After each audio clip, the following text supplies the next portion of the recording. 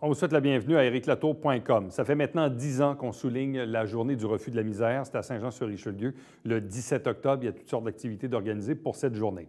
Mais d'abord, il a été honoré à l'Assemblée nationale du Québec pour un acte de bravoure. Il a sauvé un enfant et une vieille dame d'un incendie sur la rue Riendeau à Iberville en décembre 2018. Notre invité, Yvon Blouin.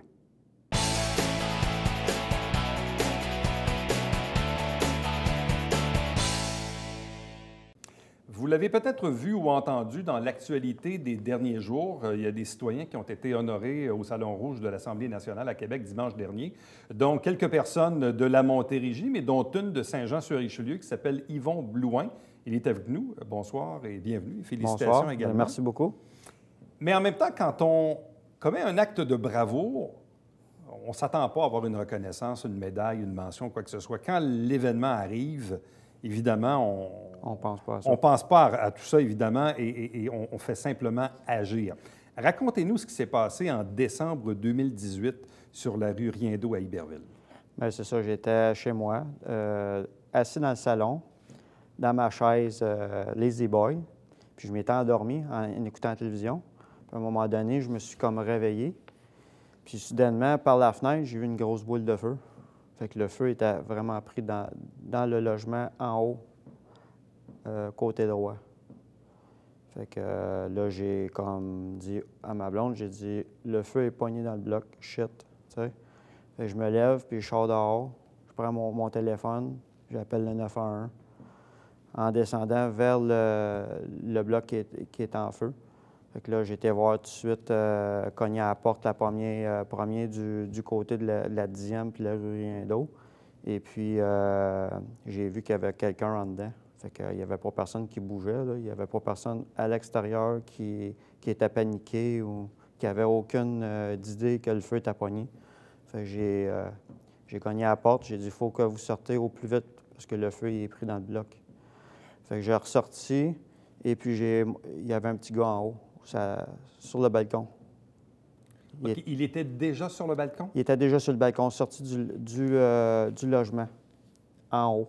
Parce que lui savait, expliquez-nous un peu, donc c'est un immeuble avec quoi, deux logements, 3 logements? Bien, c'est 2 étages, le rez-de-chaussée et, bon, on va dire, le premier étage, parce que c'est comme au deuxième, dans le fond, là. Et puis, il y a comme 6 logements, dans le fond, dans ça. OK, donc il y a 6 logements au total. 6 logements, bon, c'est 6 ça. logements au total sur 2 étages. Oui. Bon. Donc, et le feu était pris à ce moment-là dans la partie haute du bâtiment? En haut à droite, oui. Vers le fond. En haut à droite? Oui. Bon, donc vers là, la traque de chemin de fer, dans le fond. Donc là, vous sortez de chez vous, vous appelez le 911, vous faites sortir les gens d'en bas. Oui.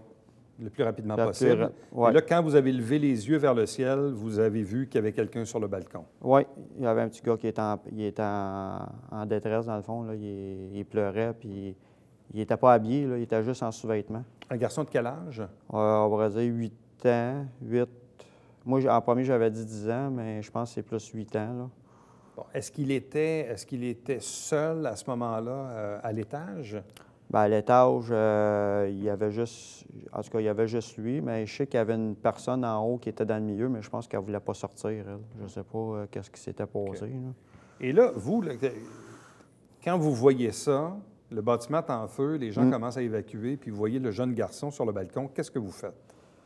Avec la boucane, c'est sûr que j'ai comme pas hésité. J'ai monté en haut, je l'ai pris dans mes bras et puis je l'ai descendu au plus vite. Est-ce que vous connaissiez les lieux? Bien... Parce que si vous dites qu'il y avait beaucoup de fumée, comment vous avez fait pour... En montant en haut, en montant sur l'escalier en avant, à la façade du bloc, là, quand je suis monté en haut, il y avait beaucoup de boucanes sur l'étage du haut. Sur le palier où que le feu était installé sur le côté droit. Là. Mais là, pour vous, de toute façon, je présume que de l'extérieur, vous vous étiez fait un peu comme un plan. Là. Vous vous dites, bon, si le balcon est là, la porte est là, les escaliers sont là. C'est ça. Vous étiez capable de vous rendre jusqu'au balcon là, oui, sans difficulté. Le balcon, il était comme installé comme à mi-chemin entre les 3 logements, dans le fond. Là. Donc, vous êtes rentré. Et là, à ce moment-là, il n'y avait pas encore au niveau des escaliers et tout ça, il n'y avait pas de dommages encore au bâtiment dans cette portion-là? Mais il faisait froid quand même dehors. Là. On est au mois de décembre? Au mois de décembre, là, il faisait très froid. Même à un moment donné, j'avais les mains gelées, puis je grelottais en dedans de moi, là. Mais ça, il y a l'adrénaline aussi, là. Mais c'était froid, là, tu sais. Donc là, vous êtes monté, vous avez pris le jeune garçon, puis vous l'avez descendu. Oui. Là, il s'est passé quoi après? Je l'ai descendu dans une voiture qui était... ça se trouvait être probablement on va dire on va dire le chum de la mère, dans le fond, là. Que je l'ai installé dans l'auto, puis il y avait sa petite sœur qui était à côté, là, qui était assise en arrière. Fait que je l'ai mis dans l'auto, puis à ce moment-là, bien, il était sauf, là, quand même, là. Il avait pas... d'après moi, il n'a pas eu le temps de respirer beaucoup de boucan, là, à ce moment-là, parce que d'après moi, si j'aurais attendu plus longtemps, d'après moi, il n'aurait respiré beaucoup. Et dans le là. fond, votre geste a été posé avant que les services police, ambulance et pompiers arrivent? Oui, oui. Pas longtemps après, ils ont arrivé. Ça n'a pas été long, là. Les pompiers ont arrivé parce que c'est la police, puis ça s'est tout fait rapidement, bien enchaîné quand même. Est-ce qu'on sait pourquoi le jeune garçon s'est en allé sur le balcon? Est-ce qu'il a été réveillé par l'incendie? Est-ce que... Je pourrais pas dire vraiment, mais d'après moi, c'est sûr que quand il a vu probablement la boucane... Il a eu le réflexe d'aller au balcon. Le réflexe, oui, c'est ça, oui. Mais ça lui a probablement sauvé la vie en partant parce que... Il aurait pu retourner à l'intérieur aussi. Exactement. Puis là, ça aurait pu être dangereux. Il a eu le bon réflexe d'aller au balcon pour prendre de l'air, se rendre visible. Oui. Ce qui fait que vous l'avez vu puis vous l'avez sorti de là. C'est ça. Fait que j'ai descendu le petit garçon. Puis par la suite, j'ai aidé la fille qui s'occupait de sa mère, qui était en mobilité réduite, dans le fond, c'est qu'elle n'était pas capable de se déplacer toute seule. Et puis, elle l'a sorti vers le stationnement en arrière. Moi, en premier, je ne voulais pas parce que avec les tisons puis la boucane, là, ça revolait beaucoup, là. Ils ont fait un périmètre de sécurité pour bloquer la rue, là, parce que les tisons étaient très gros, là. C'était rouge, là, puis ça revolait de partout, là. Fait que j'ai dû prendre mon manteau, faire comme un mur avec mon manteau, le temps qu'elle sortait sa mère pour aller l'installer dans la voiture. Okay. Mais les deux voitures étaient à l'arrière, fait que c'est sûr que c'était quand même risqué, là. Mais dans le fond, en racontant votre histoire, c'est un peu comme un triple geste. Parce que, oui. Vous vous êtes aperçu de l'incendie, vous avez été le premier probablement à appeler. Oui. Donc, la rapidité avec laquelle, évidemment, vous avez appelé, vous vous êtes rendu, vous avez aidé le petit garçon, vous avez aidé la dame. Après ça, les services sont arrivés, puis bon, l'événement a suivi son cours. Mais tout ça s'est passé dans l'espace de quoi? De quelques minutes à peine, là? On pourrait dire un gros peut-être 15 minutes, peut-être, mais grosso modo, là, pas plus que 15 minutes, là. T'sais, le temps de tout faire, là, aller sauver le garçon, l'autre personne qui restait en bas, le temps que les pompiers puis la police arrivent, là, ça s'est fait tout en dedans de 15 minutes. Ça. Bon. Quelle a été la finalité de cet incendie-là? C'est-à-dire, une fois que les pompiers sont arrivés et tout ça, le feu s'est propagé, le feu s'est continué? Est-ce que... Oui, ça a pris plus de temps pour l'éteindre parce qu'il est encore pris dans le toit aussi. Même ils ont dû vérifier une deuxième fois. À l'autre extrémité, là, du logement qui n'était pas en feu, mais directement dans le toit, là. Moi, je ne suis pas repassé récemment, mais qu'est-ce qui est advenu de ce bâtiment-là aujourd'hui? Est-ce que c'est une perte totale? D'après moi, oui, mais il n'y a pas rien qui s'est passé. OK. C'est ça. Mais le bâtiment a été lourdement endommagé là, par cet incendie-là. Incendie, plus l'eau en plus. Oui, tout le kit. Oui. Fait que tout le monde a dû récupérer qu'est-ce qu'ils pouvaient comme leurs biens. Là. Puis après ça, il n'y a plus personne qui a été là. Comment s'est passée la suite? Parce que, bon, là, sur le coup, il y a l'adrénaline et tout ça. Bon, là, il y a l'événement, l'épisode, les pompiers, policiers, ambulanciers, tout le monde est là. Et là, je présume qu'après ça, les journalistes, les médias, là, les policiers ont probablement voulu avoir votre version, déclaration, puis tout ça, là. Les médias, oui. Comment ça s'est passé dans les heures après? C'était des entrevues jusqu'au lendemain, là. Salut, bonjour.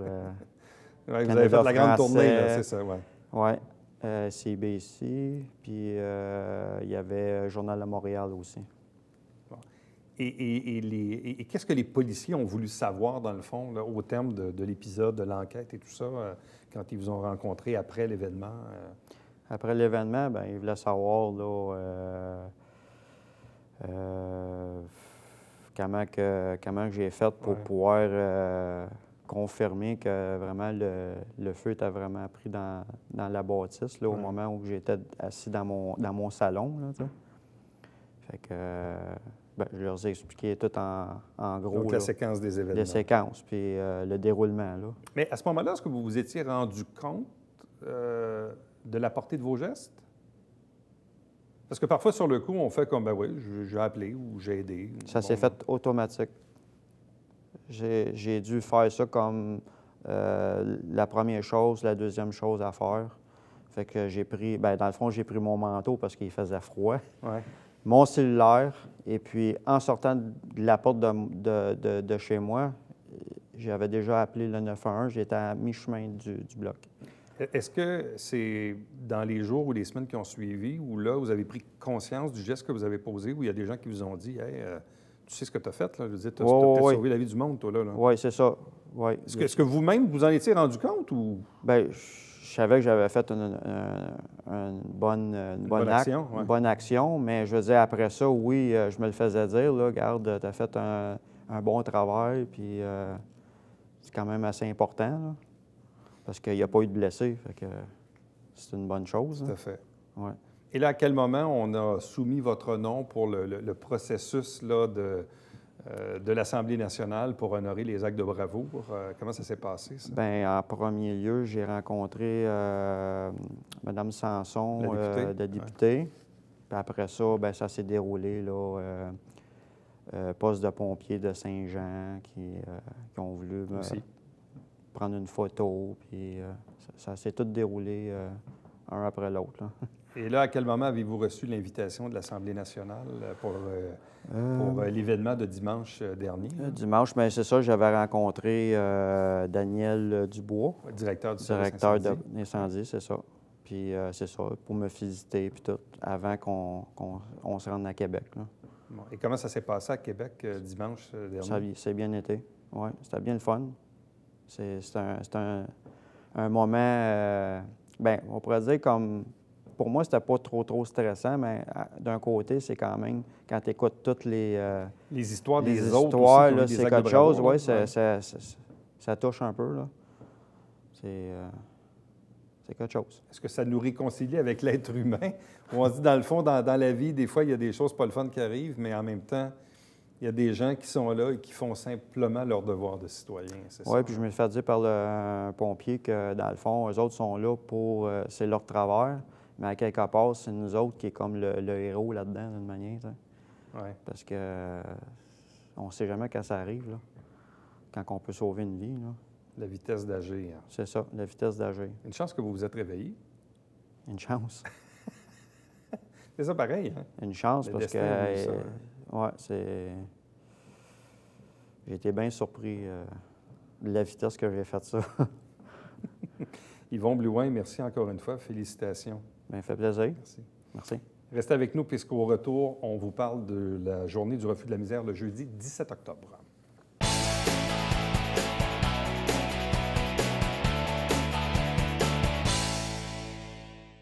Mesdames et messieurs, bonjour et bienvenue à la Justice entre nous. Mon nom est Seth.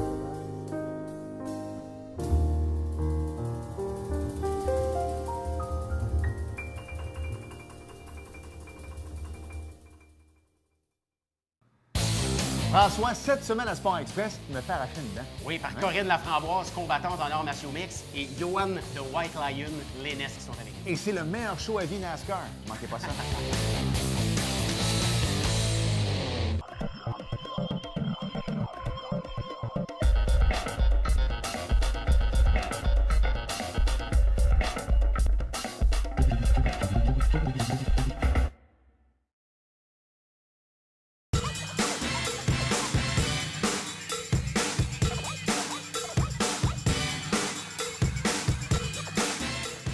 Dimanche, 9h30, Télé Bingo, on vous attend.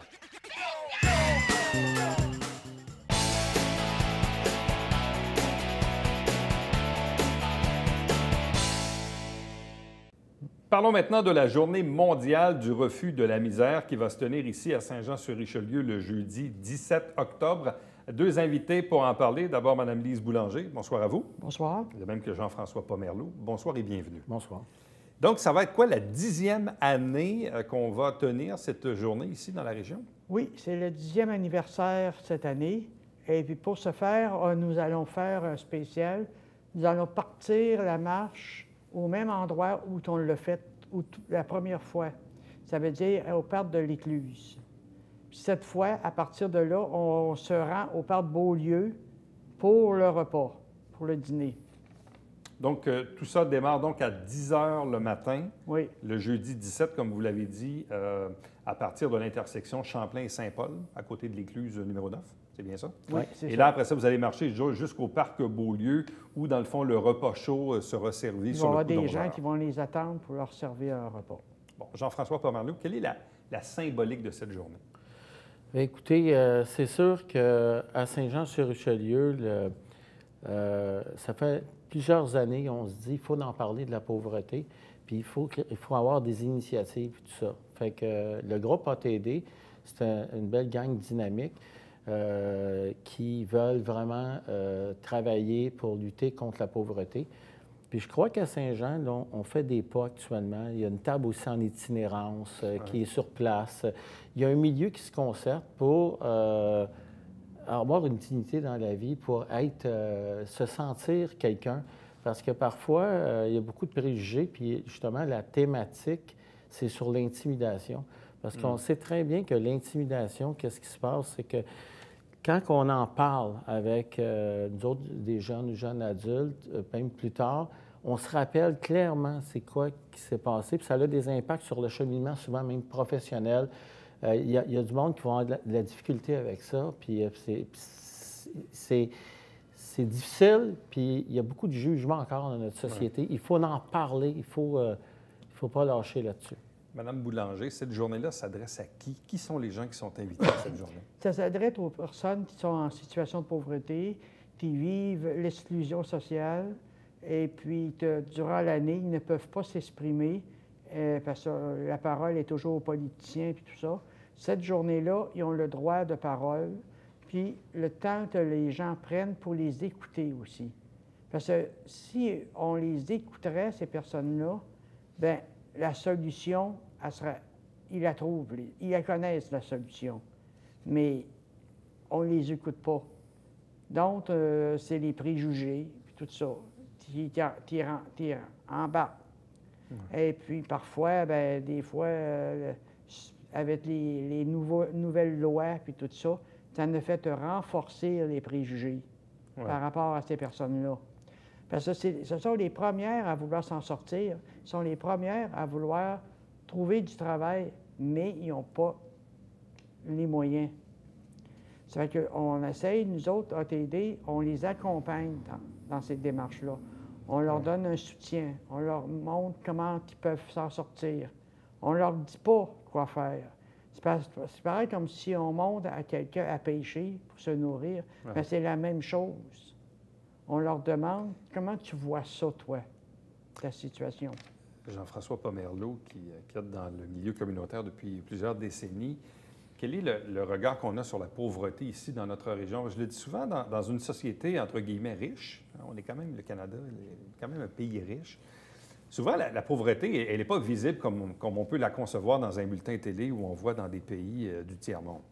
Mais bref, quand on la voit évoluer, cette pauvreté-là, elle ressemble à quoi aujourd'hui dans une ville comme Saint-Jean-sur-Richelieu?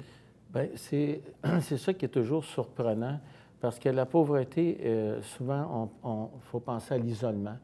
Puis c'est une pauvreté souvent même qui est cachée. Ouais. Si on regarde même au niveau de l'itinérance cachée, il y en a énormément à Saint-Jean-sur-Richelieu. Il y a des endroits, il y a des groupes communautaires aussi qui accueillent, il y a des initiatives dans le milieu, tout ça.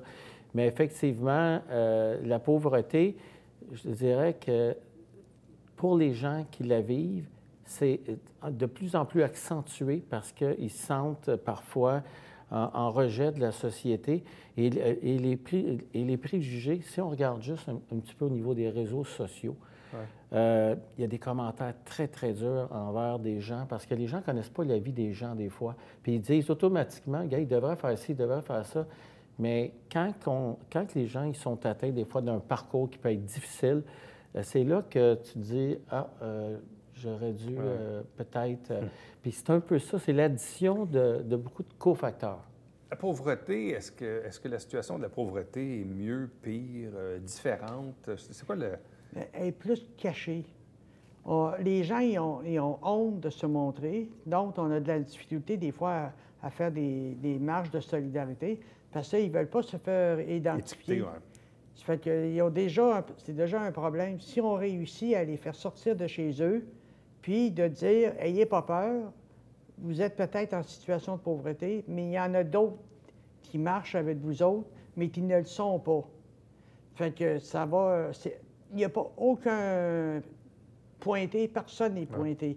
Puis même le transport est gratuit cette journée-là pour tout le monde. Parce qu'on dit que c'est la journée internationale pour l'élimination de la pauvreté, mais en même temps, dans le jargon populaire, c'est le refus de la misère.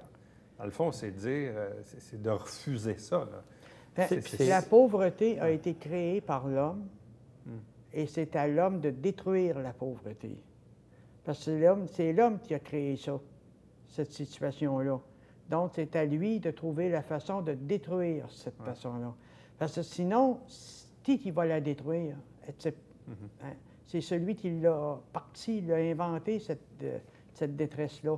Et puis, il faut dire aussi qu'il y a des gens, on dit en Afrique ou en d'autres pays, et la pauvreté, c'est toute la même chose, mais excepté qu'il y a des visages différents. Ouais.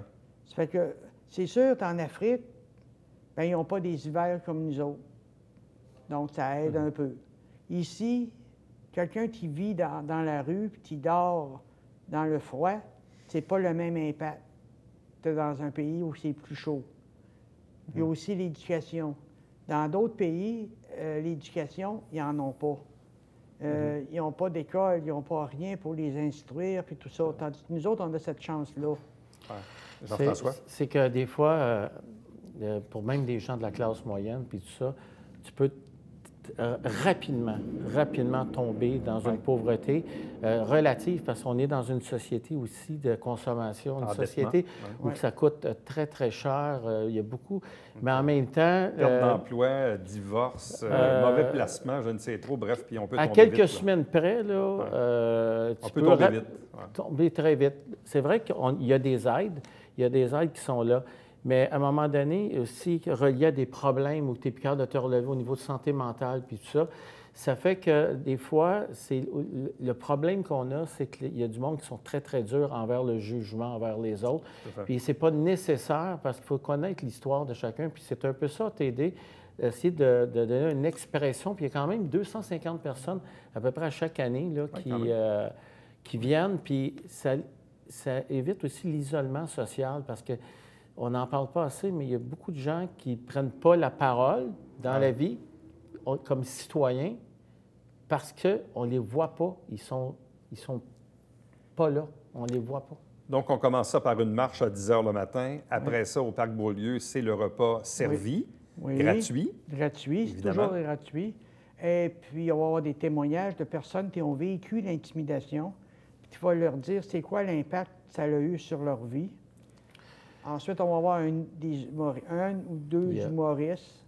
On va avoir la chorale. C'est quoi, le tam-tam? Oui, c'est ça, avec Philippe... l'organisme Point commun. En fait, le milieu, il donne un bon coup de main. Il va y avoir tous les gens au niveau aussi qui se présentent aux élections fédérales qui vont donner un coup de main. La Ville de Saint-Jean qui a fait une contribution de 500 $. Il y a une levée de fonds. Il y a M. Lemieux, là, qui le député provincial. Il y a de l'aide là, pour continuer un peu là, toute cette initiative-là. Faut pas, cette journée-là, ils ont moi, j'ai une partie dans ça, c'est leur temps de parole. Donc, ils peuvent s'exprimer, dire qu'est-ce qu'ils ressentent par un dessin, une écriture, puis tout ça. Ça fait que c'est très fort, ça. Donc, la journée du refus de la misère, jeudi 17 octobre, 10 h le matin. Ça commence par la marche à l'intersection Champlain et Saint-Paul au parc de l'Éclusier. S'ensuit, bien sûr, donc la marche jusqu'au parc Beaulieu à 11 h où tout le tout, bien sûr, se poursuit. Donc, à vous deux, merci beaucoup. Bonne chance. Merci beaucoup. Et ça se tient beau temps, mauvais temps. Beau temps, mauvais temps. Puis, s'il croit qu'il va faire froid, il s'emmène des vêtements chauds. Tout à fait. Ou un imperméable s'il y a quelques gouttelettes. C'est ça. Merci beaucoup. Merci. Restez avec nous puisqu'au retour, on vous présente le Babillard quotidien.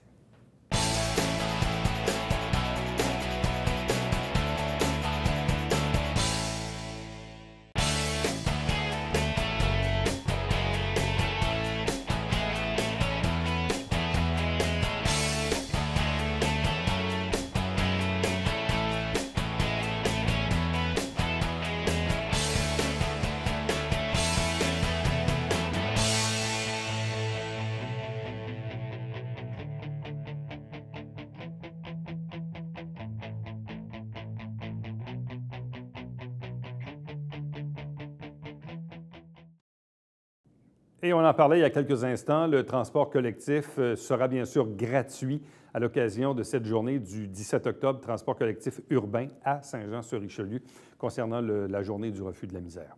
À chaque semaine, on vous présente des extraits des travaux du Conseil de ville via l'émission Saint-Jean-sur-Richelieu. Et chaque dimanche matin, 9 h 30, c'est le Télébingo avec 4 000 $ en prix. À demain. Bye-bye.